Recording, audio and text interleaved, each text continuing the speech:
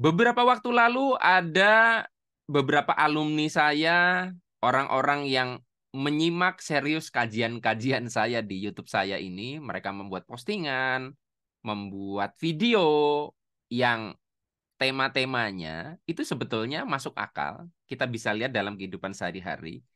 Tetapi ternyata mendapatkan hantaman atau kritikan keras dari orang-orang terutama yang begitu memuja ilmu law of attraction. Nah, kita akan bahas lebih lanjut apa sih sebetulnya yang menjadi sebuah perdebatan itu dan bagaimana menyikapinya. Bagi Anda yang penasaran, terutama apabila ada di antara Anda yang begitu sangat menggilai ilmu loa, video ini untuk Anda saksikan sampai selesai. Desain manusia itu seperti ini ya. Sebaik-baiknya orang ada potensi jahat dalam dirinya yang belum terstimulasi. Sejahat-jahatnya orang ada kebaikan di dalam dirinya. Yang ini kalau kita sentuh terus ini mau besar.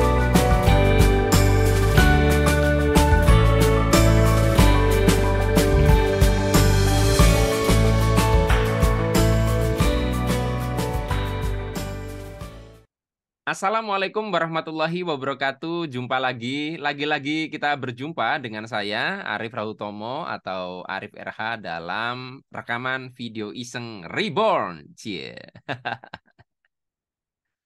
Ya, teman-teman semua, dalam video kali ini kita itu mau membahas tema judulnya teori dan kehidupan ya. Atau bisa juga dijudulin bagaimana menggunakan teori dalam kehidupan. Nah, tadi saya sudah berikan sebuah prolog bahwa eh, beberapa orang yang mengikuti kajian-kajian saya, lalu mereka setuju dengan apa yang saya sampaikan di video-video terdahulu. Mereka membuat postingan, video, ya, atau mungkin post di Instagram atau di Facebook. Ternyata mendapatkan apa ya, reaksi keras dari orang-orang ya, salah satunya dari orang yang begitu mengagumi teori ilmu loa.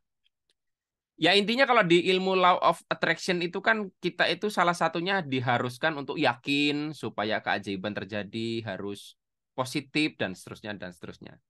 Nah, sementara salah satu yang saya sampaikan dalam video terdahulu bahwa kadang keajaiban itu terjadi itu tidak berlatar keyakinan. Orang yang selamat dari sebuah kecelakaan pesawat, itu apakah dia yakin dia selamat? Banyak di antara mereka yang mereka bahkan nggak yakin bisa masih hidup kok. Artinya kan kita bisa melihat fakta bahwa yang namanya orang itu mendapatkan keajaiban itu tidak harus yakin. Itu kan fakta loh. Anda kan pernah mendapatkan sesuatu yang tidak masuk akal, Anda sebut keajaiban, karena di balik itu Anda sendiri tidak yakin bahwa itu bisa terjadi. Sementara sementara teori Loa mengatakan kalau kita mau menciptakan keajaiban itu harus yakin. Jadi sekarang yang benar mana? Nah, kita nggak bicara di situnya, tetapi kita bisa diskusikan gini. Saya pakai oret-oretan ya, bentar. Saya harus jelaskan dulu kepada teman-teman ya bahwa apa sih kedudukannya fakta kehidupan dan kedudukannya teori ya. Jadi tadi kan di sini saya bicara tentang fakta ya. Ya fakta misalkan salah satunya bahwa orang itu untuk mendapatkan keajaiban itu tidak harus yakin dan ini berbenturan dengan keyakinan orang-orang yang begitu meyakini ilmu loa harus yakin gitu kan. Nah, contohnya gitu ya, masih banyak sebetulnya. Nah, tetapi sekarang kita lihat ya, ini anggap ini teori. Ini fakta yang saya ceritakan. Kedudukannya menurut Anda lebih tinggi teori atau fakta? Sekarang gini, Anda melihat nggak fakta-fakta yang saya sampaikan tadi? Contohnya bahwa keajaiban itu kadang di luar apa yang kita yakini, di luar apa yang kita kira. Bahkan kita sudah berpikir negatif, ini nggak bakal nyampe, ternyata nyampe. Iya kan? Itu fakta loh. Kita bisa melihat itu, menemukan itu dalam kehidupan. Nah, apakah terus teori Loa itu salah? Enggak juga, karena memang ada juga fenomena di mana kita yakin, kemudian keajaiban itu terjadi. Nah, tetapi di luar ini kan ada fakta ini. Nah, sekarang saya mau nanya, tadi balik lagi, kedudukannya lebih tinggi fakta atau teori? Nah, saya harus jelaskan dulu kepada teman-teman ya, waktu saya kuliah itu saya dapat materi tentang metodologi penelitian sosial, part satu, part 2. Jadi terkait dengan filosofi tentang teori dan sebagainya saya cukup ngerti. Jadi kan sebenarnya teori ya, itu kan sebetulnya hasil penyimpulan terhadap data lapangan, fenomena, fakta, diamati polanya dalam jangka waktu tertentu yang melibatkan sampel, melibatkan cara-cara tertentu, lalu jadilah sebuah teori ya untuk kita gunakan sebagai acuan untuk memudahkan kita menjalani kehidupan, kan gitu. Nah, artinya kalau dari sini sebetulnya teori itu tidak terpisah dengan data lapangan, tidak terpisah dengan fakta. Jadi kalimat yang mengatakan ah teori doang, yang penting praktek, sebenarnya itu kalimat itu salah karena teori itu berdasarkan data lapangan. Di sini termasuk praktek. Praktek-praktek yang terjadi di lapangan kita amati itu jadi teori. Ya, kita mengamati seorang pengemudi yang mahir sekali untuk menyetir kendaraan. Kita amati, ya kita simpulkan, kita ambil sampel driver-driver yang handal ada berapa orang sesuai dengan metode penelitian. Lalu kita amati dalam jangka waktu tertentu. Akhirnya kita bisa menyimpulkan teori mengemudi. Kan begitu. Jadi berbasis data. Jadi pertama kali kita harus tahu bahwa yang namanya teori itu menyimpulkan fakta. Jadi tidak ada hubungannya, tidak antara teori dengan fakta itu tidak bermusuhan sebetulnya. Nah, dalam kasus tadi antara fakta saya dengan Loa, kenapa terjadi? Gini, teori ini juga punya limitasi. Artinya apa? Bahwa fakta kehidupan itu lebih luas dibanding teori. Kenapa? Teori tidak bisa mengamati terlalu banyak hal. Teori yang berlaku di Indonesia belum tentu teori itu berlaku di luar negeri karena situasinya berbeda. Teori itu disusun berdasarkan hasil pengamatan pada satu wilayah tertentu dalam waktu tertentu. Makanya kadang sebuah teori mungkin bisa saja berlaku di mana saja, tetapi ternyata ada waktu-waktu dia tidak berlaku di waktu-waktu tertentu. Ada ruang waktunya. Oh, teori ini sudah nggak bisa berlaku di era seperti ini, sehingga ketika zaman berubah dia harus direvisi. Jadi ada limitasi. Nah, teori Loa, ya ini saya ini dulu ya. Loa, ya contohnya ya kan memandang fenomena bahwa ajaib ya, keajaiban itu harus yakin. Nah, karena yang diamati polanya cuman ini, ya akhirnya lahirlah teori itu. Tetapi apakah ada fakta lain yang tidak diamati oleh orang-orang yang merumuskan teori Loa? Ada, yaitu fakta itu tadi contohnya. Ada orang yang nggak yakin, ya, udah berpikir negatif, tapi tetap dapat keajaiban. Ini kan ada fakta ini. Nah, fakta ini tidak bisa dijelaskan pakai teori Loa. Makanya saya bilang, kalau kita belajar ilmu kehidupan, pemberdayaan diri, itu tidak cukup hanya belajar Loa. Kita harus belajar hukum-hukum yang lain, karena hukum di semesta itu banyak.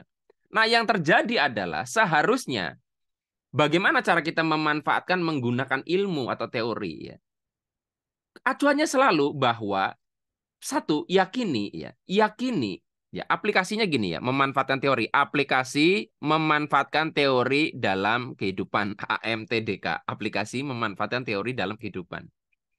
Pertama, ya pahami bahwa teori teori itu berbasis fakta dirumuskannya, oke ya.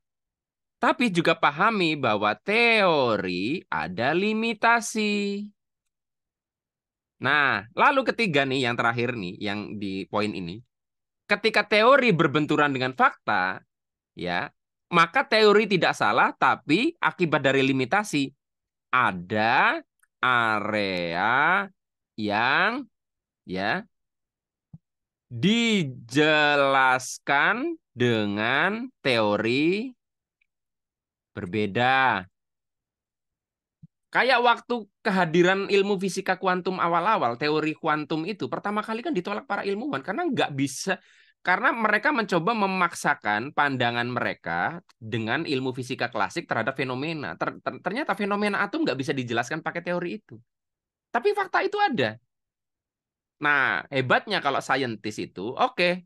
Kalau faktanya begitu nggak bisa dijelaskan pakai ini, berarti satu, kemungkinan teorinya salah. Yang kedua, bisa jadi fenomena ini harus dibuat teori baru. Nah, jadi ya, dalam kasus tadi, kalau Anda melihat fenomena yang nggak bisa dijelaskan pakai ilmu loa, berarti ini dijelaskan pakai teori lainnya. Nah, kapan orang saya sebut sebagai mabuk teori, mabuk loa?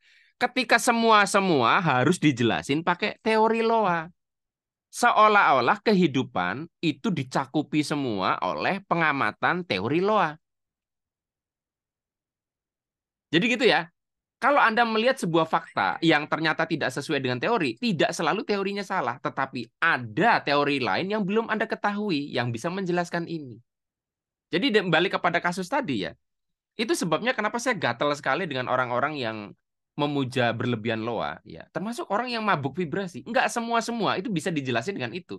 Makanya satu kata ya, ya, untuk kehidupan ya, life, ini kan kompleks. Kompleks itu banyak variabel, banyak faktor. Variabel. Makanya di sini kalau kita ingin memahami kehidupan secara utuh, ini harus holistik. Saya pernah bikin buku Holistic Life ya, tapi belum keluar lagi. Baru cetak sekali, udah banyak waiting list, tapi saya belum tergerak untuk nyetak ulang.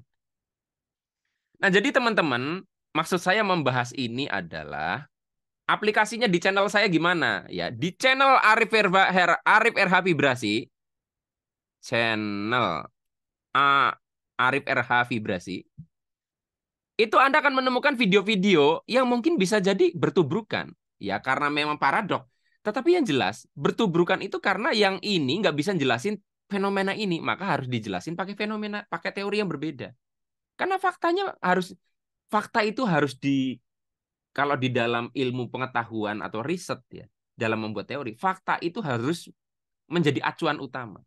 Apapun yang tidak sesuai dengan fakta, berarti ada yang harus dikoreksi. Karena fakta adalah kebenaran dan semua teori berusaha untuk mencari kebenaran.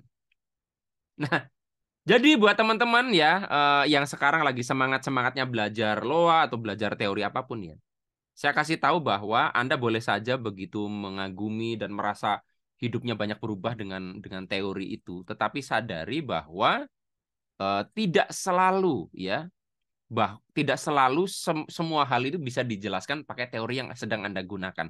Bisa saja orang lain itu bisa berhasil dengan cara-cara yang berbeda. Nah, makanya saya bilang hati-hati dengan mabuk teori.